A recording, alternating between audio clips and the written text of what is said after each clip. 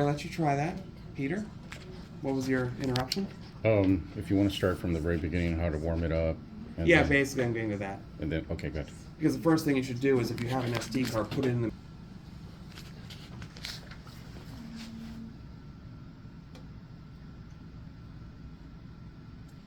Yep, it's all the way in.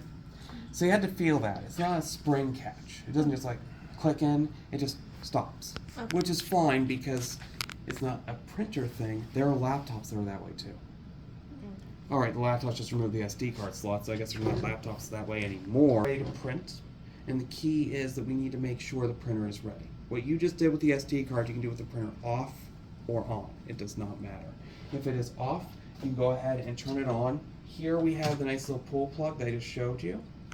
So in the trailer, there's a like 6-plugger thing in the back. You can hit the switch and turn it on. And the key is, because I just unplugged it and replugged it and unplugged it, this is your emergency stop. If there's an issue and you really don't know what's happening, it must stop, unplug it just like that, plug it back in, wait a few moments, lower the board so at least it's a couple inches away. Not that you're checking out with your hand, but about this far down, just to make sure the part's clear of the head and that it has the ability to cool down. Okay, and if I stopped it, would it be able to restart? So like, say No. it's like halfway done? No? No, Okay. doesn't have the capability. So go ahead and unplug it and plug it back in. It's right here, picture right now of this head. And this is the number it wants to be. It gets hot. This is in Celsius, even though it does not show that on the screen. So whenever it's wanting to be 220 Celsius, that's hot in Fahrenheit. That's really hot in Celsius. You know what I mean? About twice the temperature of boiling water. You don't want to be touching that nozzle right here when it's hot. Okay. But that's the hot part of the printer. Also, the printer moves, pinch warning, all that other stuff. You're not going to be able to stop it when it starts going. It's going to do its own thing. What we're going to do now is make sure that we are ready to print. Cheater thing.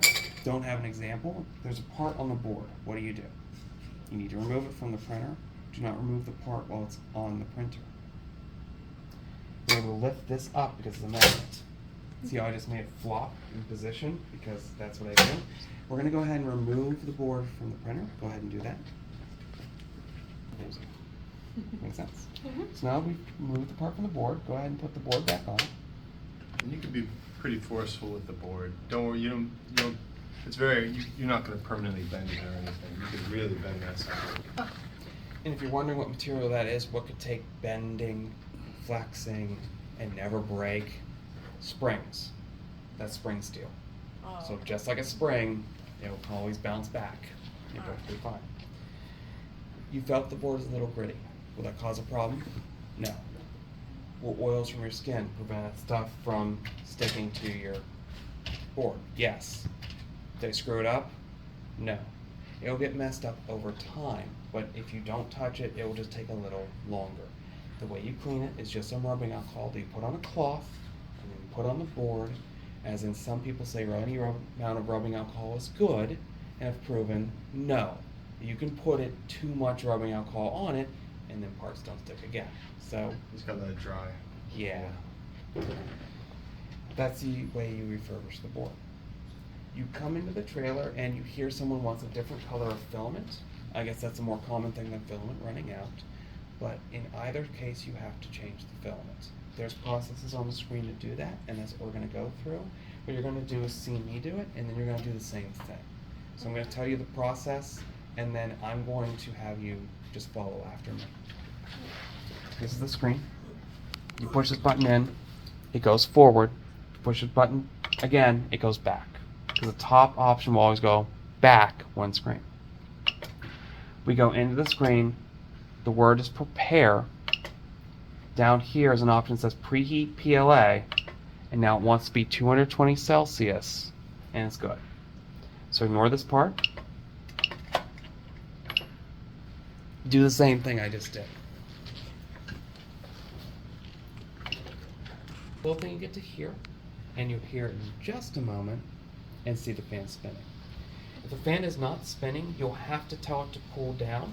We'll do a cool down at the very end. But that was actually the line right below preheat PLA, which said cool down. Okay. You want to make sure not to run the printer hot when the fan is not spinning. That's a really bad Make sense? Mhm. Okay. The next part we're gonna have to do when it gets decently hot. Though we have a bit of time, maybe it will catch up by the time I'm done. You're gonna want to move the motor here to move the filament in and out. And all I'm gonna be doing when I move it is revealing some filament, putting my fingers on this gently, and not pulling with much force. See, I'm not using much force here. I just want to use my fingers kind of like a piece of tape. I want to see if it's going toward the head or away from the head. Because there is a right answer, but I'm forgetful of names and everything else. I don't remember which way is in or out of the head. So by putting my fingers here, I'll be able to feel that. It's With the always- head? Sorry. Go ahead, sorry. And it's always clockwise it goes in, and counterclockwise it goes out. But There's two reasons why I do that. Okay, One sorry. is I literally do forget. Two, we've used some other vendor printers that were reversed. really, Yes, there is nothing that says it has to be clockwise. no one's gonna use the vendor printers because they're gonna use ours. There is that. You're right about that, right? So we're going to go ahead and go into the menus. And all the stuff we're doing right now is in preparation of printing. So we're always in this prepare menu. By clicking in, we go to prepare. There's an option here called move axes. The head for the extrusion is an axis. So move axes is fine. In here, move 10, move 1, move 0.1. That's indicating your speed, and we always have the same speed we go at, which is 1. And then we get to choose which axes, X or Y or Z, which will do exactly what you think, or extruder, which will allow us to remove or insert material. Extruder won't work now because the printer's not hot yet, but as you see, it does the same thing on anything. For instance, the X-axis in this case. I think that's a good example. So if I spin it a lot, see how it moved farther? Mhm. This knob right now is telling it how far it's going. 1 mile or 100, it will keep moving until it gets there. It won't care about anything else, so you don't just spin the dial like that on the head. Because this goes slower, it will keep feeding and feeding and feeding at the slower rate until it gets to 100 miles. So we're doing small operations here with the head to get the filament to come out. And then when we load filament, we're doing small operations to go in. Make sense? Mhm. Ignore what I was doing there. And now we're going to go ahead and do those steps now. So go ahead to the screen. That's prepare. Move axes. Move 1 millimeter. Scroll down to extruder. It's all the way at the bottom. Click. And then put a hand up here. Remember the 2 fingers. And you're using the screen as well. Start turning the knob. One way or another. Try it. That's going in, so you need the other way. And keep going until you can just freely remove it. I know what number that is. That would be negative like 80. Somewhere around here. About 70, close enough. Okay. And we're good. The material's out in your hand. Hang on, I didn't tell you what to do yet. So at this point, it's in your hand. The tube that is the guide tube is very, very narrow, and you have a tail, you see, right? Mhm. This may not go through this tube, and still, regardless, you can't feed it into here with that piece attached. Okay. This is flexible. If you bend it, it will bend. If you bend it a lot, it will break off, and that's what we want to do. We want to break it off here, so go ahead and do that. Just bend it back and forth completely against itself, like 180 degrees almost. And eventually it'll break off.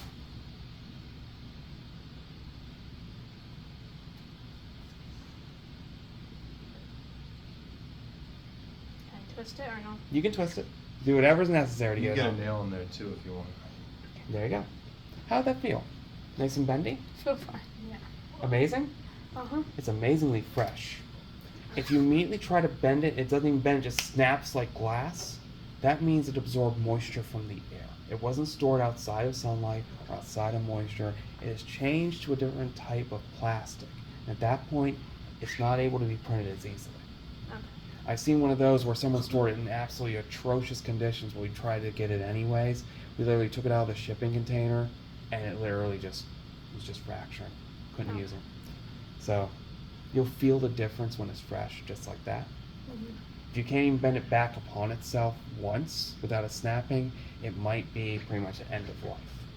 And that isn't to say this part's going to be bad when it's printed. This is saying the printer's going to have difficulty printing with it. Make sense? Yeah. So what we're going to do, you're just going to observe here, just quickly. We're going to roll this back to feed this through the feed tube. You're going to make sure to keep a hand here because this will backlash, see? It's wound so it will go into the printer and will not tangle. If this tangles, your printer stops working. Is this connected So- to this so it won't like fall off or? This won't fall off, you're correct. You're holding this, and when you have it in your hand, do you see these little holes here? There Yeah. are 2 and 2. You're going to find one that you go into and stuff it through the hole, and once you feed it through the hole, it should be good. Okay. Go ahead and do that. You can let go of the feed tube, basically.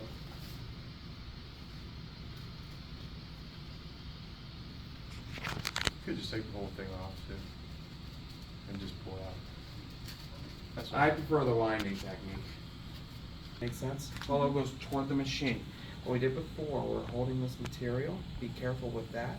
You're going to take it out in your fingers, put it through this feed tube until it comes out the end. But once it's in the feed tube, you can kind of let go of it and just feed it through, you know, like pushing through. There you go.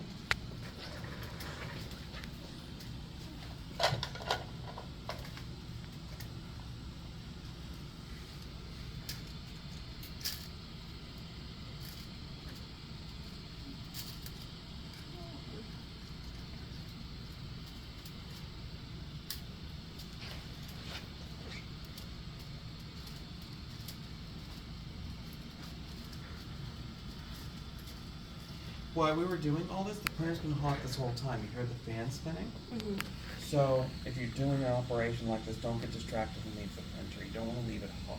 Just in case we're doing a hot operation, we're going to finish it, get the printer to a safe condition before we, walk away and get a cup of coffee. At this point, right where I'm pointing, there's a hole. You're putting the filament there with your fingers, and it's just going to stop at some point. You're not pushing it in. You're just Okay. coming to a stop. Go ahead and do that. And when you're doing it, understand this is the feed tube and we don't care about it. We care about the filament, which is pink right now. That's what your fingers are on, not the feed tube. So is that? Just like this. We're not dealing with the feed tube at all. Go ahead and let go. We're only dealing with the filament. Okay. And then where is it? Is it? Yeah. It like that? Push it down, and eventually you'll stop. And we're not forcing it in, we're just holding it. Just a little bit of force. Remember the steps we did before? Mhm. Doing the same thing again. Menu, prepare. Move axes. 1 millimeter, which is the center option. Scroll down to extruder. Start turning the knob. We're moving it down now.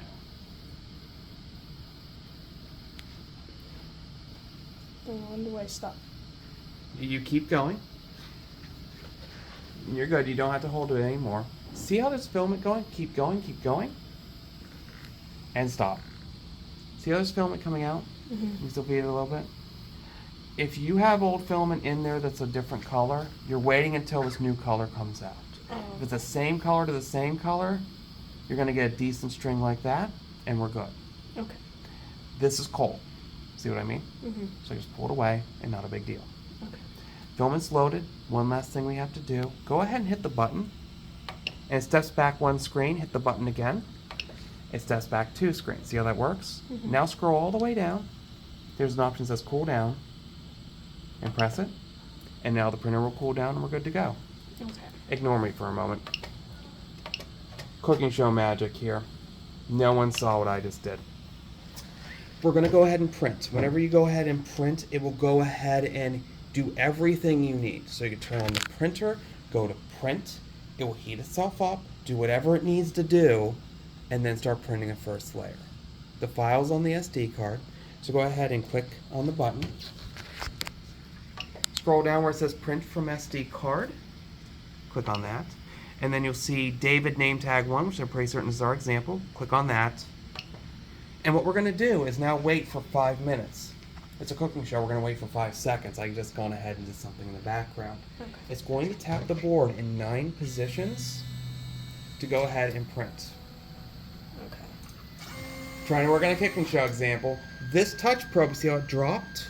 If for some reason it can't drop, this light on the touch probe will flash. This process would never work now. You'd have a problem with it. Cooking show magic, I was ignoring it. I just want to clean the board. You don't want to. Alright, you're good. Sorry. If it's flashing, go ahead and lower the board away from the touch probe, unplug, and plug back in the printer. The probe will do its thing again, and now the light will be solid. If not, take a little bit of something, a little bit of tweezers, and gently pull that touch probe down to this position.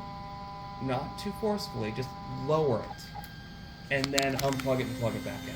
And that should fix almost all your problems. Eventually that touch probe will fail in a long enough timeline. It's easy to change. We have instructions for that. Make sense? That's something you could always contact about too. Yes. Contact us. Two last things, and then we're going to have to start moving on to the next thing because time constraint.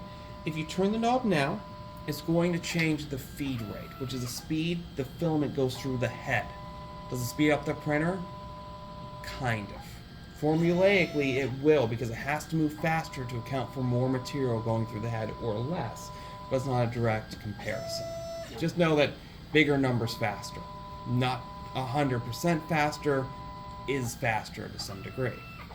Generally, you're not going to be messing with that. Just be aware that people are messing with the dial. That number that's an FR that's 100% will go up or down, and that is not what you want typically. If you get more skilled with it, you could adjust it up or down. But typically, you're not going to do that. Yeah. Basically, a good speed is what we have them set at is 100%, and that'll create a good thing. Oh, sorry. No, There you go. Watch the feed here. No? If that's not So true, here that's- you go. See how the printer made a line? And you have this little dangling bit? It's happy. See how there's a little bit that's here that's not dangling? That's bad. Don't get your fingers pinched by this head, but then again, you realize there's contamination in the way of the head. If you can get it out of the way, it's good. If it's in the way and the printer runs over it, don't emergency stop the printer. It still might be fine. But it's not necessarily going to be fine. So if you get it out of the way, go ahead and do that. This first line is making sure the printer is actually feeding material through the head. It's going to make 2 laps around this little racetrack on the outside, which is that ring. If by the time it starts completing this ring, you're still getting no filament, stop the printer. Something's wrong. You need to load filament again. And at this point, it's actually printing the realistic part. You're watching this first layer construct, so it looks like the bottom of this piece. You know, it's nice and it's smooth and it's a normal part. Okay. If it doesn't look that way, if it starts looking like it's tearing or ripping or coming off the bed, stop the print. Something is wrong. So now, before we go on to the next machine, we gotta stop the print. In that case, we're gonna hit this, and there's an option here called Stop Print. Whenever we hit that, the printer stops dead in its tracks, hot against the part, which is not good, and you want to fix both of those problems. Step 1, you see this knob? You turn it till you get a couple of inches separation. Step 2, you go to that prepare menu and do cool down. Make sense? I'm going to have you do those steps right now. So you're going to stop the print, lower the board, go in the prepare menu, go cool down. Go ahead and do that now. This is assuming there's a problem. And it's always stop print, not Yes. okay.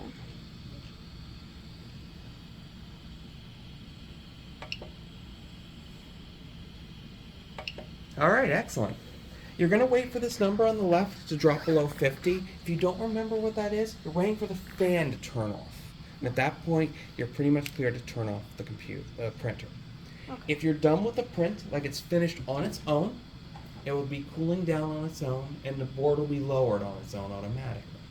But at this point, if you said you want to do another print, you just lower the board, lift this up, scrape off the contaminated part, put the board back on, and then go ahead and print again.